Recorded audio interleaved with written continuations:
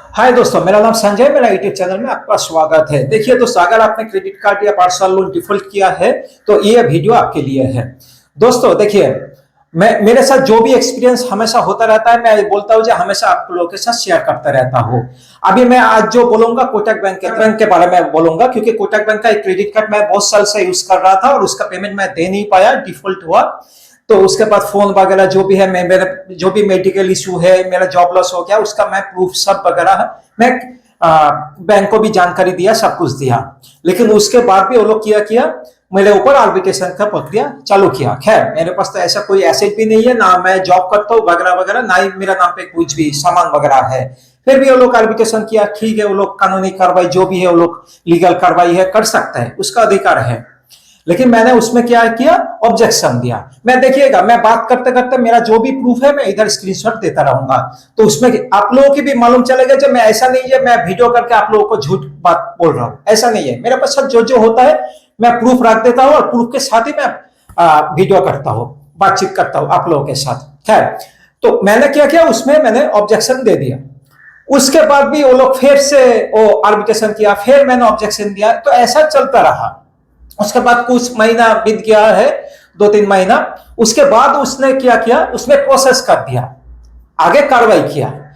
तो मैं ये देख के, ये देखिए, ये मैक्सिमम टाइम मैंने देखा हो, मेरे साथ नहीं बहुत लोगों के साथ ऐसा होता है। जब भी कोई आर्बिट्रेशन किया जाता है, उसमें जब कस्टमर या ग्राहक जो भी है वो उसमें ऑब्जेक्शन देता है, फिर भी बैंक या इन्वेस्टिंग कंपनी मानता नहीं है, उसमें प्रोसेस कर देता है, एक तरफा प्रोसेस कर देता है, आर्बिट्रेटर नियुक्त कर देता है, सोल आर्बिट्रेटर नाम का। आप भी देखते हैं, शायद आपके साथ भी ऐसा हुआ है। तो उसमें एक चीज आप कर सकते हैं। क्या चीज? देखिए, ये तो निचले अदालत में जैसे ही जाएगा ये कैंसिल हो जाएगा, क्योंकि कोर्ट, ये आर्बिट्रेशन प्रक्रिया जो है, इसको करने के लिए को बैंक या इन्वेस्टिंग कंपनी को निचले अदालत में आना पड़ेगा, सबमिट करना पड़ेगा। निचले अदालत में ऐसा तो नहीं है जैसे बैंक या इन्वेस्टिंग कंपनी का बातचीत सुनेगा, ऐसा नहीं है। आपका भी बात बोलने का हक है, तो आपसे भी पूछा जाएगा, जो आप भी अपना बात रखिए। और जैसे ही आपने प्रूफ के साथ, और एक बार बोल देता हूं, प्रूफ के साथ, क्योंकि देखिए मैं हमेशा बोलता हूं, अगर कोई आर्बिट्रेशन प्रक्रिया किया जा रहा है आपके साथ और उसमें अगर ऑब्जेक्शन दे रहे हैं, तो बाय पोस्ट दीजिएगा। क्या?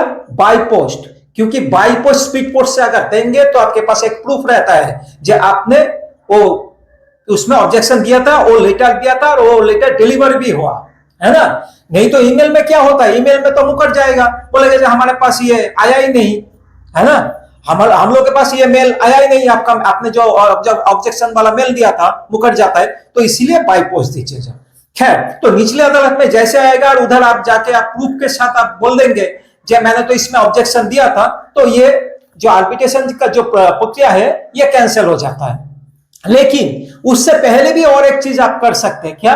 देखिए, मैंने जो जानकारी लिया है, हाँ, सेक्शन 34 के हिसाब से आप इसमें आरबीआई में जाके भी कंप्लेन दर्ज कर सकते हैं, अगर वो लोग एक तरफा, और एक बार बोल देता हूं, वो लोग अगर आपका ऑब्जेक्शन नहीं मान के एक तरफा अगर आर्बिट्रेशन का प्रक्रिया कर रहा है, तो उसमें आप कंप्लेन भी दर्ज कर सकते हैं आरबीआई में जाके, और उसमें आपको मुआवजा भी मिल सकता है, मुआवजा भी मिल सकता है।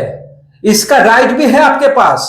तो उसके खिलाफ आप आरबीआई में जाके शिकायत भी दर्ज कर सकते हैं। अगर आरबीआई को लग रहा है कि हाँ ये गलत हो रहा है आपके साथ, हाँ, तो आपको मुआवजा देने के लिए भी बोल सकता है।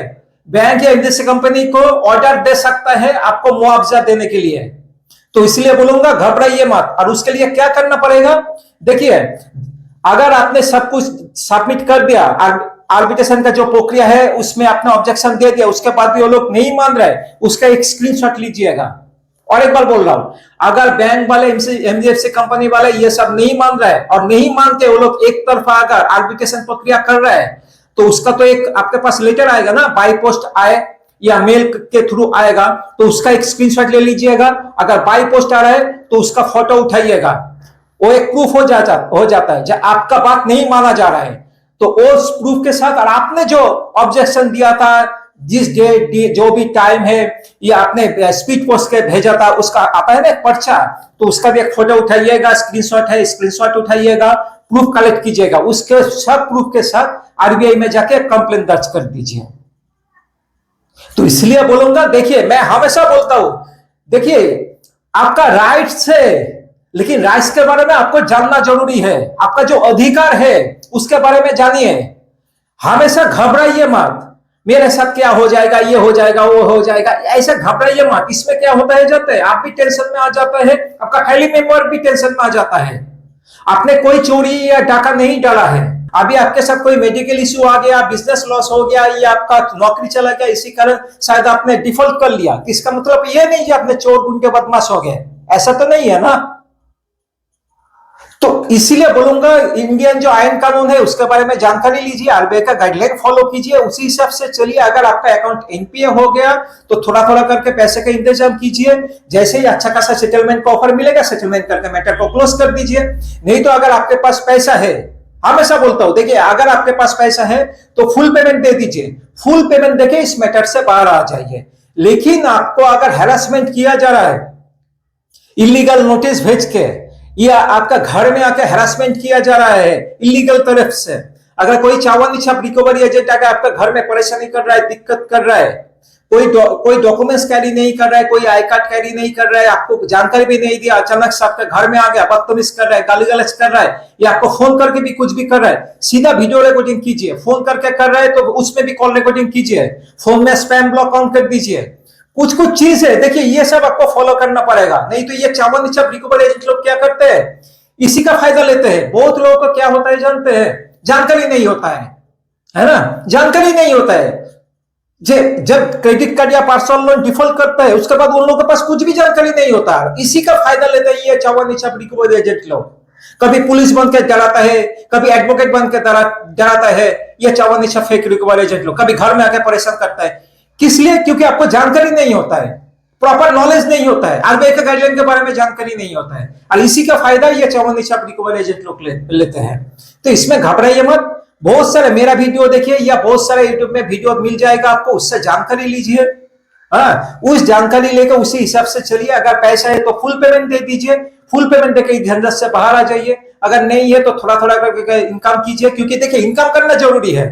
आपको घर संसार भी चलाना पड़ेगा, आपका फैमिली मेंबर है, माता पिता है, भाई बहन है, वाइफ है, बच्चे हैं, लोगों भी तो देखभाल करना पड़ेगा, खाना पीना तो करना पड़ेगा। तो इसीलिए छोटा मोटा कोई भी काम धंधा करने का कोशिश कीजिए, और उस काम धंधा से पहले अपने फैमिली को चलाइए।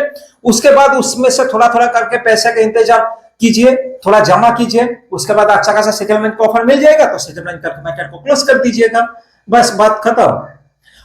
और मुझसे अगर बातचीत करना चाहते हैं, देखिए मैं एक डिफॉल्टर हूं, मेरा जो भी एक्सपीरियंस है हमेशा मैं शेयर करते रहता हूं। अगर मुझसे पर्सनली बातचीत करना चाहते हैं, देखिए इधर व्हाट्सएप नंबर है, इस नंबर पे व्हाट्सएप मैसेज कीजिएगा, फोन मत कीजिएगा, व्हाट्सएप मैसेज कीजिएगा। मैं शाम 6 बजे के बाद आपको कॉल बैक कर लूंगा। धन्यवाद, जय हिंद।